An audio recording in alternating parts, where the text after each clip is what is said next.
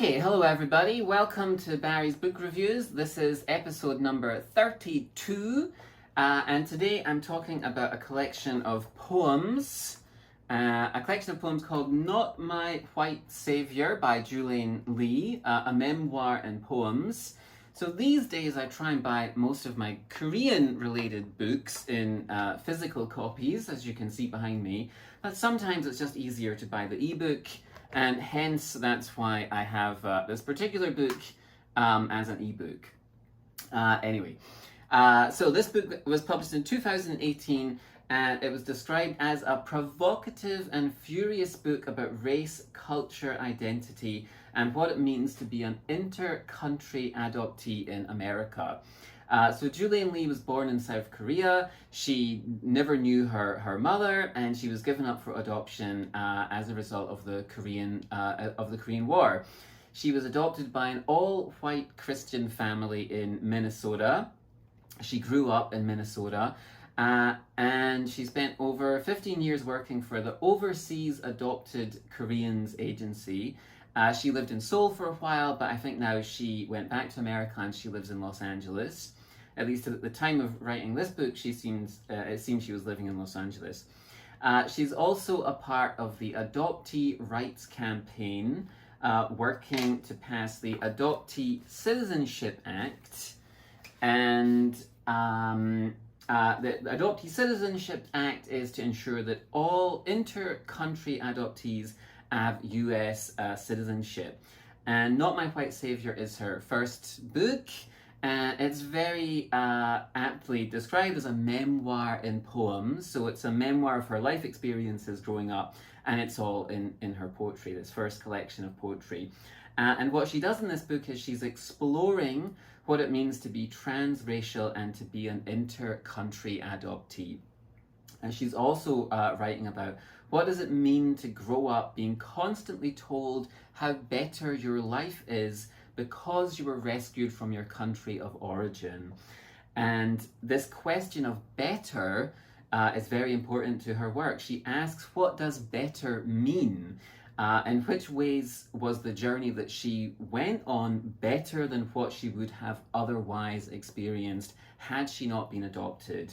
So how does she tackle these questions and this central issue of better? So this might be an area that some people aren't familiar with. And in her introduction, she explains that as a result of the Korean War, approximately 200,000 Koreans were sent to Western countries via inter-country adoption, and she's one of these people. She explains that these inter-country adoptees, they have a history that's been widely misunderstood. She says that it's been romanticized, sometimes it's been glamorized, and it's been inaccurately and incomprehensively documented. And so this is an opportunity, her book is an opportunity, and that these people in general, inter-country adoptees, have this opportunity to bear witness to the evolution of their own history. She says that adoptees are often told how lucky they are, how grateful they should be because we have had a better life. When she hears this, she questions this definition of better. What do people mean when they say better? Better than what? Better than staying with their original families, better than preserving ethnic heritage. And she says that there are a multitude of layers of grief. There are these complex layers of trauma and loss, and that the inter-country adoptees are multidimensional, unique individuals. And part of the reason that she wrote this collection is to deconstruct the white savior mentality, that's behind these adoptions historically. So what about the poetry itself? How does she raise these issues and discuss these themes inside her poems? So the book is divided into 5 sections. Each section deals with a different aspect of the traditional adoption narrative, or traditional adoption narratives.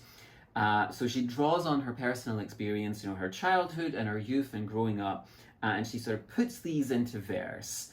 And in the first section, it's called The Temperature, and this includes poems about her name, about her education. She says, she writes that there was a lack of Asian American history in her university, and there's a poem called Return to Sender, and that's about a loophole in the Child Citizenship Act, which means that there's around 35,000 adoptees are living without legal status, and that some of them have been deported from the US.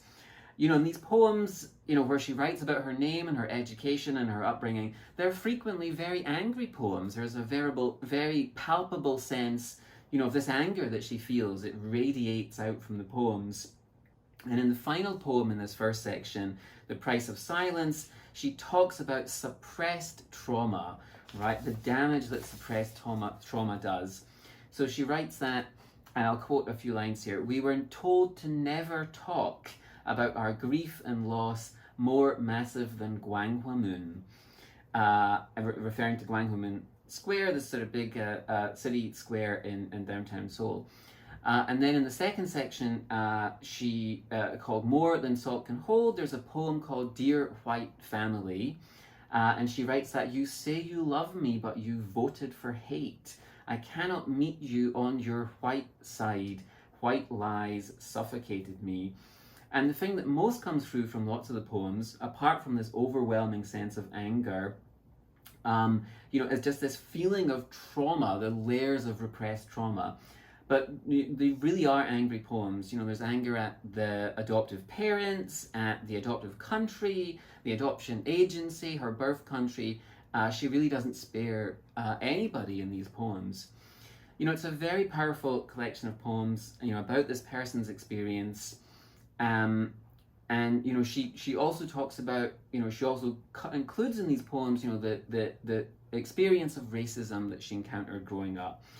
So for example, in a poem called White Barbie, she writes about the dolls that she had as a child and how she had these conflicted feelings of betrayal.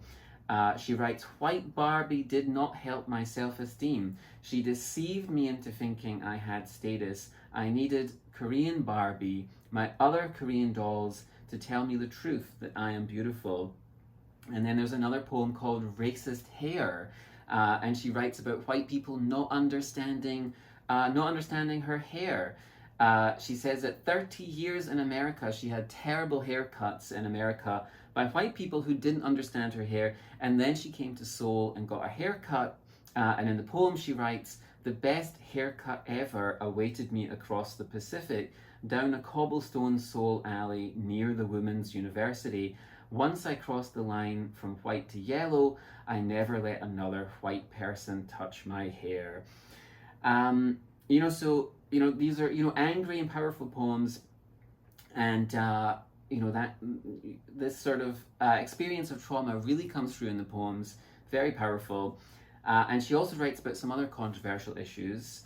So there's a poem in which she writes about the baby boxes, which are this phenomenon of the baby box, which is sometimes at Christian church organizations. Again, very angry poem.